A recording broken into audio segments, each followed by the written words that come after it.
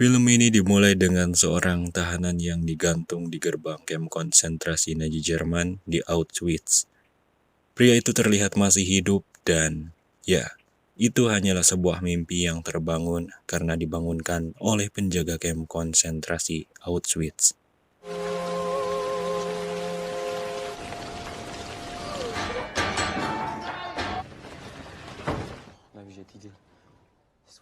Pria tersebut bernama Freddy.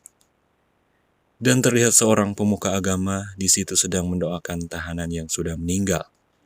Dan diketahui, tugas Freddy di sini adalah seorang penulis daftar tahanan dan lain-lainnya. Serta seorang pengurus penjaga camp, yaitu seorang tentara Nazi, kita panggil saja Herman.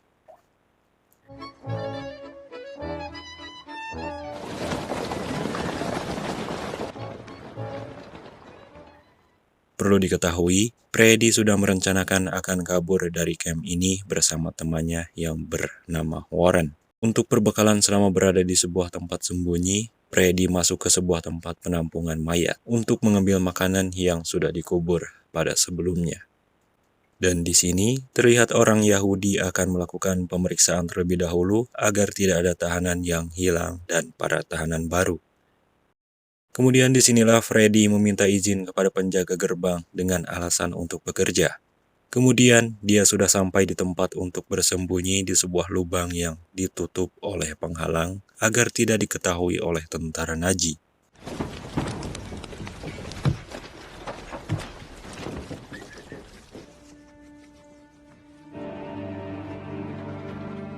Dan terlihat rekan Freddy yang sedang wudhu di ruangan mayat untuk merehatkan tubuh sejenak.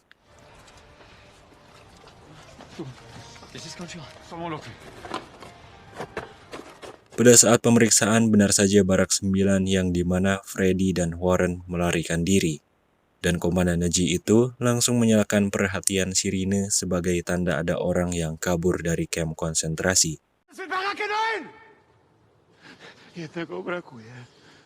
Was soll das heißen, einer fehlt?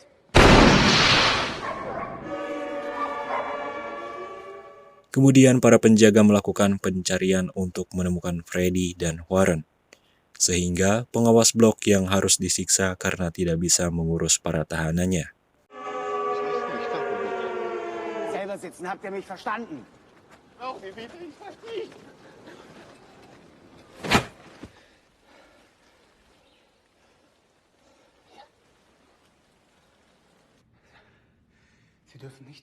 Karena tidak kooperatif, blok 9 harus didiamkan di luar agar mereka kelaparan. Namun, mereka mempunyai stok makanan dan dibagikan secara sembunyi-sembunyi ke seluruhan blok 9.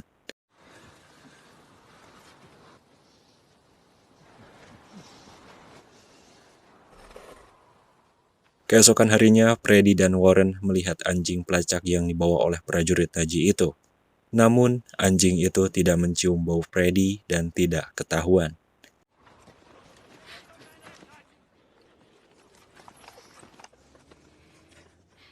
Kemudian papel rekan Freddy dibawa masuk oleh penjaga camp, yaitu Herman sendiri. Herman ternyata mengetahui bahwa papellah yang membantu pada malam hari tadi yang membagikan roti kepada tahanan. Kemudian terlihat orang yang diturunkan dari truk dan mereka semua dihabisi, yang membuat Warren ingin berteriak, namun Freddy menahannya. 10-mal, als du Brot verteilt hast. Ich dir gleich 3 Kugeln in den Magen jagen. Du hilfst ja gern.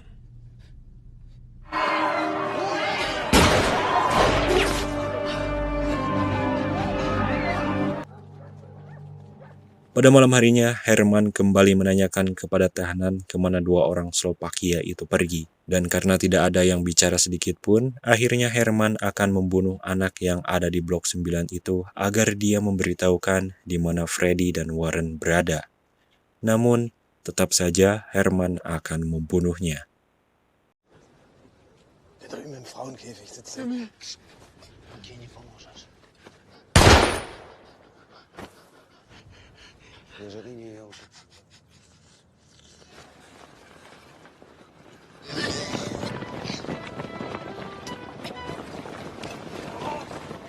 Pada lain waktu, Freddy dan Warren kaget karena ada orang yang menyimpan kayu di atas turub yang digunakannya. Pada malam harinya, Pavel dan tahanan lainnya mereka berencana akan mengeroyok Herman saat Herman menyalakan korek. Dan sirine perhatian pun berhenti karena sudah malam larut. Di sisi lain, Warren dan Freddy terlihat kesusahan karena turubnya tertimpa kayu yang ada di atasnya. Dan disinilah Pavel harus terbunuh karena ia melawan saat ia menyerang Herman.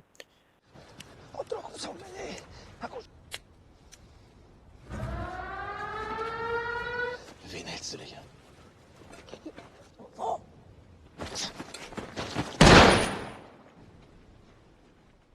Balik lagi ke Freddy yang berusaha untuk membuka tutup tersebut. Dan kali ini berhasil keluar dan merayap menuju pagar pembatas.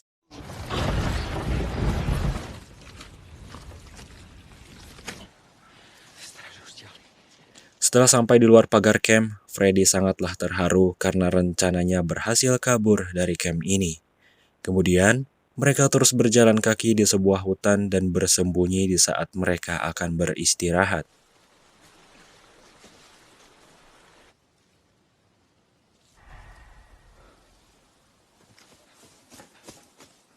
Singkat cerita, Freddy dan Warren sampai di perbatasan yang dijaga ketat oleh tentara Nazi. Karena tidak ada jalan lain, mereka terpaksa harus mencari jalan lain untuk menghindari penjagaan. Dan saat sedang beristirahat, mereka melihat seorang wanita yang habis dari kebun. Awalnya mereka sangatlah ketakutan dengan wanita itu. Namun, wanita itu menanyakan bahwa ia akan ke perbatasan. Dan ia tahu jalan pintas lewat sebuah gunung dan tentunya harus dengan kaki yang sehat karena kaki Warren sempat terluka. Dan wanita itu memberikan sebuah makanan ke Freddy dan Warren serta sepatu bekas orang Jerman. На границе, правда?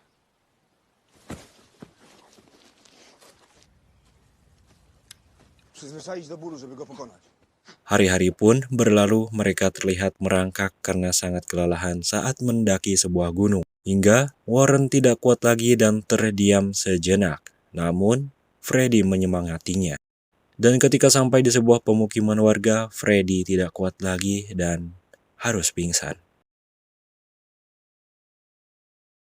Dan setelah bangun dari pingsannya, Freddy sudah ada di sebuah rumah yang menyelamatkan mereka berdua. Kemudian mereka berdua akan dibawa oleh seseorang, kita sebut saja pihak militer yang akan membawa mereka berdua ke tempat yang lebih aman. Singkat cerita, mereka sampai di sebuah palang merah tempat mereka akan mengadukan bahwa mereka adalah tahanan yang berhasil kabur dari kamp konsentrasi Auschwitz. Dan disinilah Freddy dan Warren menceritakan kejadian apa yang dialaminya. Pertama-tama, Freddy menuliskan apa yang diminta olehnya untuk membebaskan para tahanan yang masih ada di Auschwitz.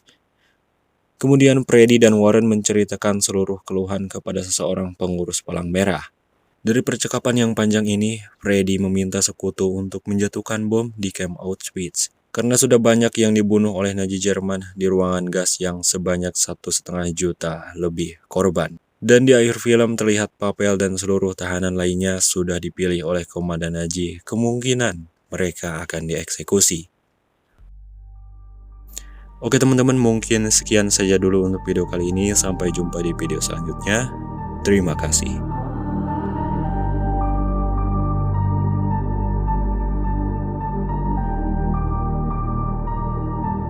I tried so hard and got so far, but in the end, it doesn't even matter.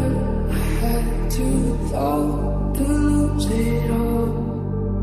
In the end, it doesn't even matter. I tried so